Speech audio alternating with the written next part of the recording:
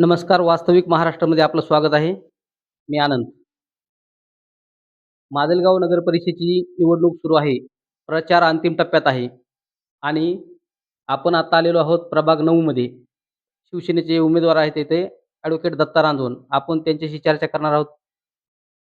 तर काय सांगाल? आपल्या उमेदवारीबद्दल काय सांगाल? मला शिवसेना पक्षप्रमुख उद्धवजी ठाकरे साहेबांनी जो माझ्यावर विश्वास दाखवला आणि मला प्रभाग क्रमांक 9 अ मध्ये पुरुष ओबीसी पुरुषातून जी उमेदवारी जाहीर केली त्यांच्याबद्दल सर्वात प्रथम मी पक्षप्रमुखांचे आभार मानतो. आणि ही उमेदवारी मी लोकांच्या, जनतेच्या, गोरगरीब माणसाच्या चांगल्यासाठी लढवत आहे आणि मी ही निवडणूक लढवणार आणि जिंकणार एवढं सांगतो. या प्रभागात विकास झालेला आहे आजपर्यंत?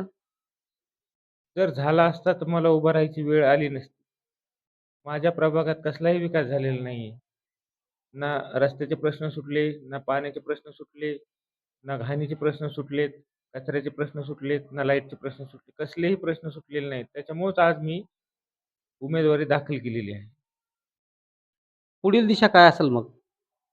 पुढील दिशा, मी एक सर्वसामान्य शेतकरी कुटुंबातून आलेला उमेदवार आहे. माझं एकच ध्येय आहे, प्रत्येक प्रत्येक घटकापर्यंत पोहोचणं, त्यांच्या समस्या जाणून घेणे आणि ते सोडवणे. आणि माझ्या प्रभागातील ज्या ज्या समस्या असतील, आता विरोधी पक्षाचं बोलायचं झालं तर त्यांनी आजपर्यंत एकही काम केलेलं नाहीये.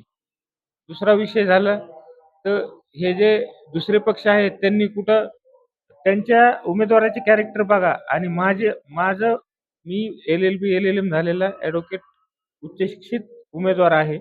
तुम्ही समोरच्या माझ्या विरोधकाचे कॅरेक्टर बघा. मग त्यांची आणि तुमची तुलना कशी कराल तुम्ही? तुमचे शब्द जर सांगायचं झालं तर तुमच्याबद्दल तुम्ही आणखी काय सांगू शकाल? मी 12 महिने 24 तास ह्या क्षेत्रात काम करत आलेलो आहे. मी लोकांचे काम सोडवतोय. दवाखान्याचे असो, पोलीस स्टेशन असो, ऑफिशियल कसलीही कामं असो आणि मला त्या गोष्टीची जाण आहे. काय कारण मी सर्वसामान्य कुटुंबातून आलेला माणूस आहे.